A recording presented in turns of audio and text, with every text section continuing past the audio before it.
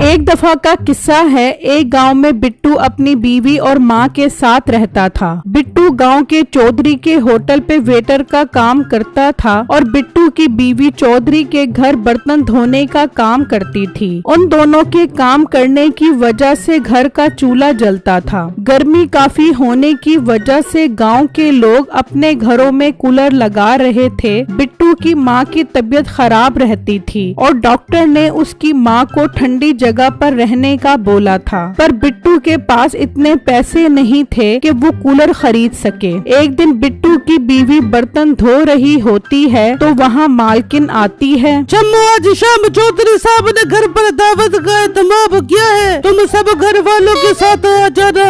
मालकिन, आपका बहुत बहुत शुक्रिया हमें बुलाने का, हम जरूर आएंगे। छम्मो खुशी खुशी घर आती है। बिट्टू जी, अम्मी जी, आज चौधरी साहब के यहाँ दावत है, उन्होंने हम सबको बुलाया है। आज तो वहाँ मजे मजे के खाने खाएंगे। ये सुनकर बिट्टू और उसकी माँ खुश हो जाते हैं। फिर शाम होती है और बिट्टू अपनी बीवी और माँ के साथ दावत में आता है तो वहाँ जगह जगह कूलर लगे होते हैं। गांव के और लोग भी वहाँ पर आ रहे होते हैं। बिट्टू की माँ थक जाती है और आराम करने एक कमरे में आती है। वह कमरा तो बहुत ठंडा है, कूलर की वजह से मैं थोड़ी देर आग लगा लेती हूँ। बिट्टू की माँ वहाँ सो जाती है। तभी मीठा और उसकी बीवी नसीबो चोरी के इरादे से कमरे में आते हैं। बिट्टू की माँ को देखकर वो डर जाते हैं। अरे मीठे, अब हम क्या कर बेबेंगे? अगर ये बुढ़िया जाग गई तो हमारा भांडा फोड़ देगी। बेगम, तू फिक्र न कर, हम जल्दी से अपना काम निपटाते हैं और फिर शोर मचाकर सारा इल्जाम इस बिट्टू की माँ पर लगा देंगे।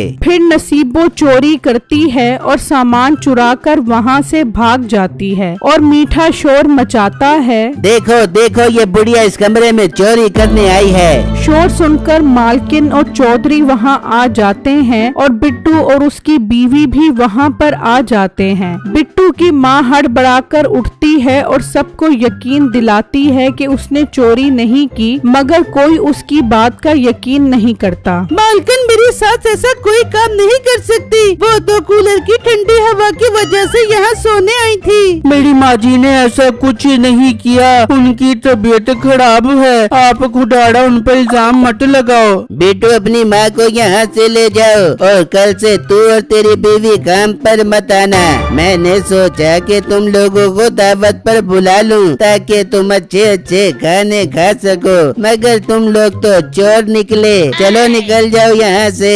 मालकिन, हमें काम से मत निकाले, हमारा गुजारा कैसे होगा? अगर हम काम नहीं करेंगे तो खाएंगे कहाँ से? तुम्हारा गुजारा कैसे होगा इससे मुझे कोई मतलब नहीं। तुम चोर हो, तुम लोगों की हमें कोई जरूरत नहीं है, निकल जाओ हमारे घर से। फिर वो उदास होकर घर आ जाते हैं और मीठा खुशी खुशी घर आता है और नसीबो को सारी बातें बताता है। ये सुनकर नसीबो खुश हो जाती है, जबकि दूसरी तरफ बिट्टू और उसकी बीवी उदास बैठे होते हैं। बिट्टू जी, मैं कुछ दिन बाद दोबारा मालकिन के पास जाऊंगी, हो सकता है वो मुझे दोबारा काम पर रख ले। नहीं बेगम, अब तुम वहाँ नहीं जाओगी, उन्होंने मीठे के कहने पर हम पर इल्जाम लगा दिया और हमारी बात का यकीन ही नहीं किया। अब वहाँ जाने का कोई फायदा नहीं। लेकिन बिट्टू जी, ऐसे तो हमारा गुजारा मुश्किल हो जाएगा, हम क्या करें अब?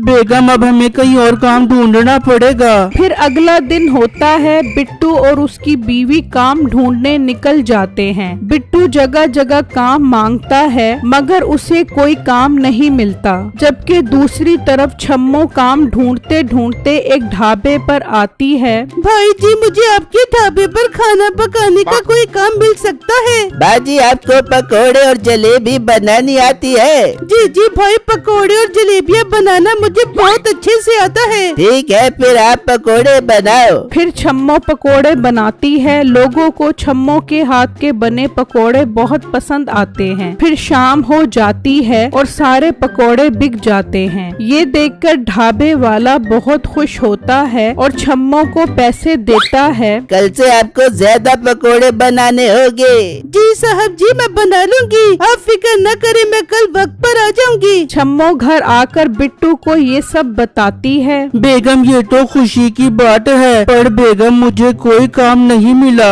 बिट्टू जी आप सुकून से काम ढूंढो, जब तक मुझे जो पैसे मिलेंगे हम उसमें गुजारा कर लेंगे। फिर सुबह होती है और छम्मो काम पर आकर पकोड़े बनाने लगती है। लोगों को पकोड़े बहुत पसंद आते हैं, इसलिए वहाँ रश लग जाता है। तो एक आदमी ढाबे के मालिक के पास आता है। भाई साहब आपके यहाँ के पकोड़े तो बहुत कमाल के हैं। पहले तो मैं यहाँ सिर्फ कूलर की हवा खाने आता था, मगर अब तो मैं 2 प्लेट पकोड़ों की खा जाता हूँ। ये सब सुनकर मालिक बहुत खुश हो जाता है और छम्मो को अच्छे पैसे देता है। छम्मो जब घर की तरफ जा रही होती है तो उसकी नजर एक जगह पर पड़ती है। वहाँ एक आदमी पुराना सामान बेच रहा होता है। उस आदमी के पास एक पुराना कूलर भी पड़ा होता है। छम्मो वहाँ आती है। भाई ये कूलर की कीमत क्या है? मुझे ये कूलर खरीदना है। बाजी के मैं आपको 3000 रुपए दे दूंगा। भाई ये तो बहुत ज्यादा है, मुझे 1000 में दे दो।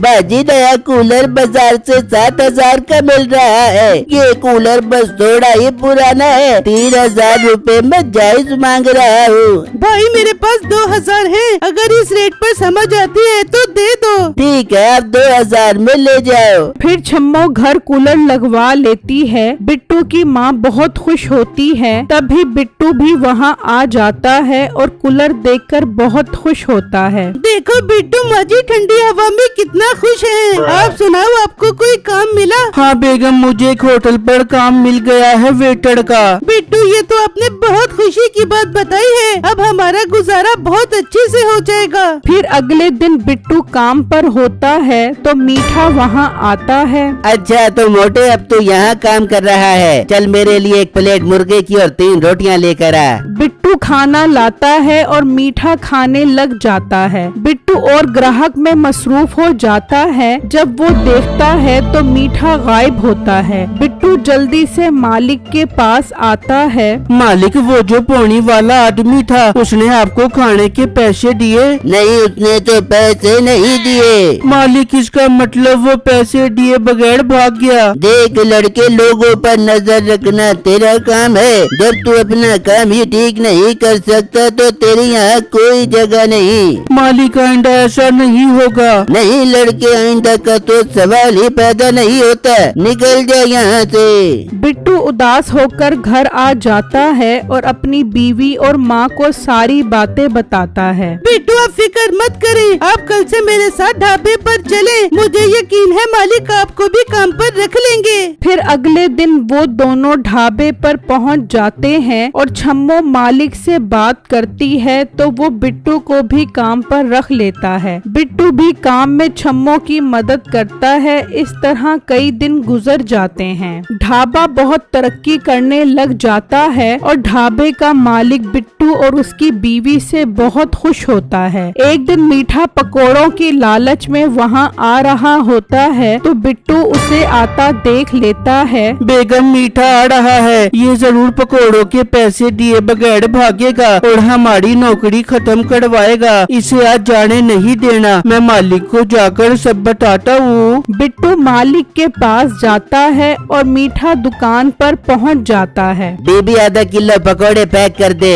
छम्मो उसे पकोड़े देती है और मीठा भाग पड़ता है तो बिट्टू और दुकान मालिक उसे रोक लेते हैं। मीठे आज तो तुझे पैसे दिए बगैर नहीं जाने दूंगा। ओ मनोज इंसान तो खुद चोरी करके इस बेचारे पर इल्जाम लगाता था। बिट्टू ने मुझे सब बता दिया है, अब तेरी खैर नहीं। तभी गांव का चौधरी भी वहां आ जाता है। ये तुम लोगों ने यहाँ क्या शोर मचाया हुआ है? फिर ढाबे का मालिक चौधरी को सारी बातें बताता है। इसका मतलब बिट्टू और छम्मो उस दावत वाले दिन सच बोल रहे थे कि इन्होंने चोरी नहीं की। चौधरी साहब मैंने चोरी नहीं की। तो चुप कर, तेरे घर की तो अब तलाशी लेनी पड़ेगी। फिर वो सब उसके घर आते हैं और तलाशी लेते हैं तो चौधरी का सामान बरामद हो जाता है। चौधरी मीठा और नसीबों को जेल में बंद करवा देता है और बिट्टू की माँ से माफी मांगता है और बिट्टू और उसकी बीवी को दोबारा काम पर आने का बोलता है। चौधरी साहब, आपको सच्चाई का पता लग गया, मेरे लिए काफी है। हम इस ढाबे पर काम करके बहुत खुश हैं। ठीक है बिट्टू, जैसे तुम्हें बेहतर लगे।